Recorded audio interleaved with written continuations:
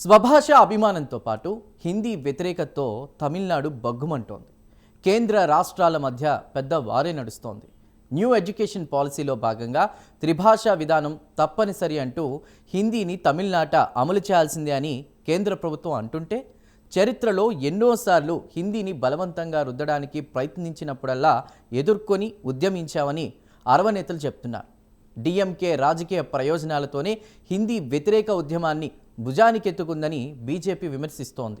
వరుస పరిణామాలతో తమిళనాడులో మరోసారి హిందీ వ్యతిరేక ఉద్యమం తప్పదా అనేటువంటి ప్రశ్నలు కూడా వినిపిస్తున్నాయి. తగ్గేదేలే అంటూ కేంద్ర రాష్ట్ర ప్రభుత్వాలు భాషపై దూకుడు పెంచుతున్నాయి.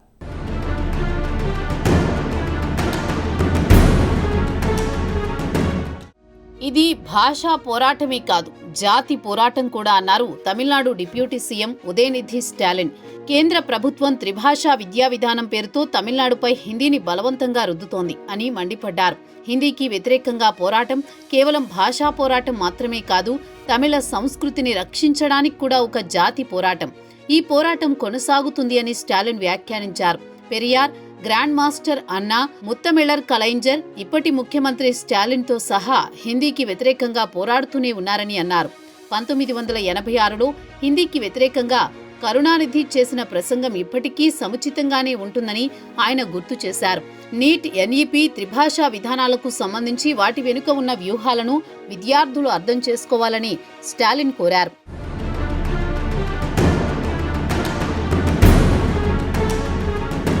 కేంద్ర ప్రభుత్వం త్రిభాషా సూత్రం కింద హిందీ భాషను అమల్లోకి తీసుకురావాలని చేస్తున్న ప్రయత్నాలకు దక్షిణాది రాష్ట్రాల్లో ఆశించిన స్థాయిలో సుముఖత లేని విషయం తెలిసిందే. ముఖ్యంగా తమిళనాడులో త్రిభాషా సూత్రం అమలు చేయడానికి ప్రయత్నించడాన్ని మొదటి నుంచి ఆ రాష్ట్రం వ్యతిరేకిస్తున్న చరిత్ర ఉంది. హిందీ వ్యతిరేక ఉద్యమాల్లో ఎందరో ప్రాణాలు కోల్పోయారు, వేల మంది అరెస్ట్ అయ్యారు. ఇప్పుడు మళ్లీ ఈ వివాదం తెరపైకి వచ్చింది. హిందీని అంగీకరించే రాష్ట్రాలు తమ మాతృభాషను కోల్పోతాయని, అవసరమైతే తమ రాష్ట్రం భాషా యుద్ధానికి సిద్ధంగా ఉందని తమిళనాడు డిఎంకే ప్రభుత్వం స్పష్టం చేయడంతో కేంద్రానికి తమిళనాడుకు మధ్య వివాదం రాజుకుంటోంది. జాతీయ విద్యా విధానాన్ని పూర్తిగా స్వీకరించకపోతే ప్రస్తుతం అమలవుతున్న సమగ్ర శిక్షా అభియాన్ కింద రాష్ట్రానికి దాదాపు 2400 కోట్ల నిధులు కేటాయించడం కుదరదని కేంద్ర విద్యామంత్రి ధర్మేంద్ర ప్రధాన్ తెగేసి చెప్పడంతో మళ్లీ హిందీ వ్యతిరేక ఉద్యమానికి తమిళులు సిద్ధమవుతున్నారా అనే అనుమానాలు కలుగుతున్నాయి.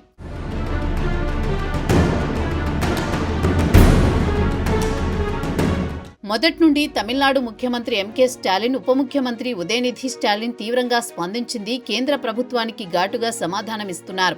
ఇది మీ సొంత డబ్బు కాదని, పన్నుల వికేంద్రీకరణ నుండి తమ రాష్ట్రానికి రావాల్సిన డబ్బు వాటా మాత్రమే డిమాండ్ చేస్తున్నామని ఎత్తి చూపారు.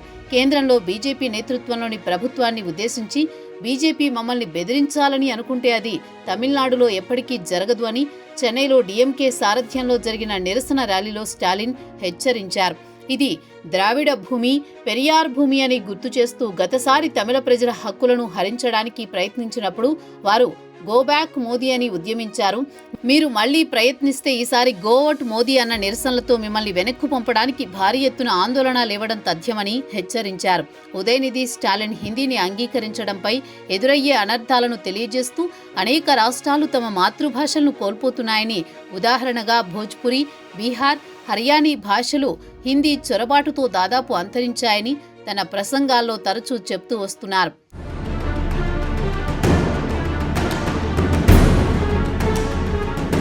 త్రిభాషా సూత్రంపై దక్షిణాది రాష్ట్రాలకు కేంద్రానికి మధ్య చాలా ఏళ్లుగా వివాదం ఉంటోంది.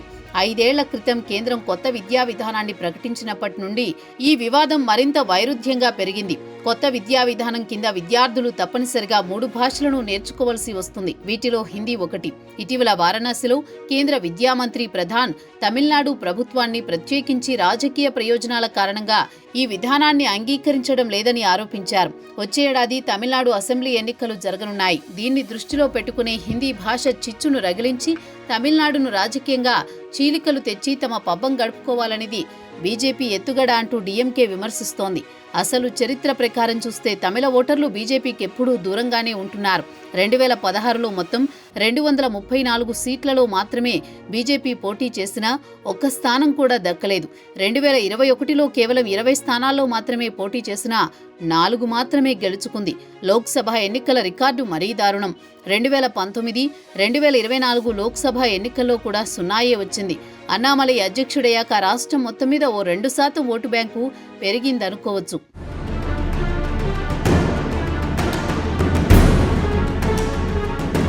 తమిళనాడును చారిత్రాత్మకంగా ద్విభాషా విధానాన్ని కలిగి ఉంది. అంటే తమిళం, ఆంగ్ల భాషలను బోధిస్తుంది. 20వ శతాబ్దం ప్రారంభం నుండి తమిళనాడులో గతంలో మద్రాస్ రాష్ట్రం, మద్రాస్ ప్రెసిడెన్సీలో భాగంగా ఉన్నప్పటి నుండి హిందీ వ్యతిరేక ఆందోళనలు కొనసాగుతూనే ఉన్నాయి. 1937లో సి రాజగోపాలాచారి నేతృత్వంలోని మొదటి భారత జాతీయ కాంగ్రెస్ ప్రభుత్వం మద్రాస్ ప్రెసిడెన్సీ పాఠశాలలో హిందీ బోధన తప్పనిసరి చేయాలని ప్రయత్నించింది. దీనిని పెరియార్, ఇవి రామస్వామి, సోమసుందర భారతీయార్ ప్రతిపక్ష జస్టిస్ పార్టీ నుంచి తీవ్ర వ్యతిరేకత వచ్చింది. 3 ఏళ్లు సాగిన ఆ ఉద్యమంలో 1198 మంది అరెస్టు కాగా 2 మరణించారు. 1940లో తప్పనిసరి పరిస్థితుల్లో హిందీ విద్యాబోధనను ఉపసంహరించుకున్నారు. దేశం స్వాతంత్ర్యం పొందిన తర్వాత 1950 జనవరి 25న కొత్త రాజ్యాంగం అమల్లోకి వచ్చిన తర్వాత అనేక హిందీయేతర రాష్ట్రాలు హిందీని వ్యతిరేకించాయి. అప్పటి మద్రాస్ రాష్ట్రంలో డిఎంకే పార్టీ ఆధ్వర్యంలో హిందీ వ్యతిరేక ఉద్యమం సాగింది. 1965 జనవరిలో విద్యార్థుల మద్దతు హిందీ వ్యతిరేక ఉద్యమం హింసాత్మక ఘటనలతో నెలల పాటు సాగింది. పారామిలిటరీ ప్రమేయంతో 2 పోలీసులతో సహా 70 మంది ప్రాణాలు కోల్పోయారు.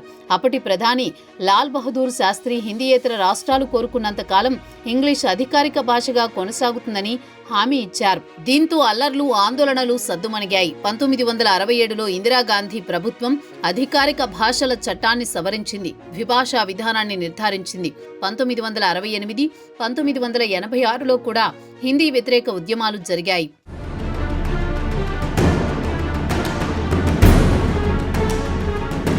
తమిళనాడులో హిందీ విషయంలో ఎంత వ్యతిరేకత వ్యక్తమవుతుందో తెలిసిందే. ఇంగ్లీష్ మాట్లాడేందుకు వెనుకాడని పలువురు తమిళులు హిందీ విషయంలో మాత్రం పట్టుదలతో ఉంటారు. హిందీని ఆదరించే కన్నా సదరు భాష తమకు అణగదొక్కే ప్రయత్నం చేస్తున్నట్లు కొంతమంది భావిస్తున్నారు. రాజకీయ పార్టీలు హిందీ విషయంలో ఎలాంటి మినహాయింపులకు అవకాశం ఇవ్వరు. హిందీపై తమకున్న వ్యతిరేకతను తమిళనాడులోని ఏ రాజకీయ పార్టీ దాచుకున్నదీ లేదు. మిగిలిన వారు ఒక ఎత్తు. తమిళనాడు రాష్ట్ర ముఖ్యమంత్రి కుమారుడు రాష్ట్ర మంత్రిగా వ్యవహరిస్తున్న ఉదయనిధి చేసిన వ్యాఖ్యలు చూస్తే ఆయన ఓ కొత్త తరహా నాయకుడిగా కనిపిస్తారు.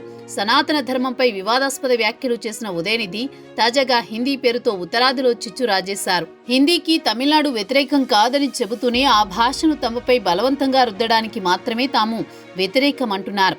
అక్కడి వరకు బాగానే ఉన్నా ఇక్కడే కొత్త పాయింట్ తెర మీదకు తీసుకువచ్చారు. భాషను బలవంతంగా రుద్దడాన్ని వ్యతిరేకిస్తూనే పుట్టుకొచ్చినవి ద్రవిడ ఉద్యమాలు అన్న ఆయన దక్షిణాది తరహాలో ఉత్తరాది రాష్ట్రాల్లో సినీ పరిశ్రమలు లేకపోవడం పెద్ద లోటు. ఒకవేళ ఆయా రాష్ట్రాలు తమ సొంత భాషను రక్షించుకోవడంలో విఫలమైతే హిందీ ఆ స్థానాన్ని ఆక్రమించే అవకాశం ఉంది అంటూ కొత్త రాగాన్ని ఆలపించారు.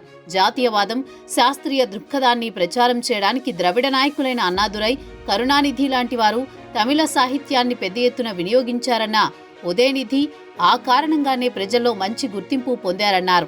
భాషా ఆధిపత్యానికి వ్యతిరేకంగా పుట్టుకొచ్చిన ఉద్యమమే ద్రవిడ ఉద్యమంగా పేర్కొన్నారు.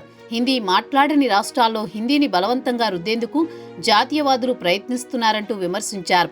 ఇలాంటి చర్యలు దేశ ఐక్యతకు విఘాతం కలిగిస్తాయని వ్యాఖ్యానించారు.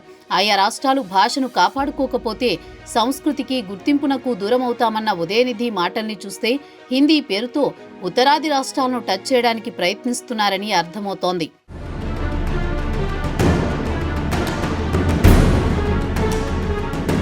హిందీ భాష తప్పనిసరి అని కేంద్ర ప్రభుత్వం ప్రకటిస్తున్నప్పుడల్లా దాన్ని వ్యతిరేకిస్తూ తమిళనాడులో ఉద్యమాలు సాగుతూ ఉండడం పరిపాటవుతోంది. దీనిపై లేనిపోని రాద్ధాంతాలకు పోకుండా దక్షిణాది రాష్ట్రాల అభిప్రాయాలను కేంద్ర ప్రభుత్వం పరిగణలోకి తీసుకోవడం ఫెడరల్ స్ఫూర్తిని గౌరవించినట్టు అవుతుందని విశ్లేషకులు అభిప్రాయపడుతున్నారు.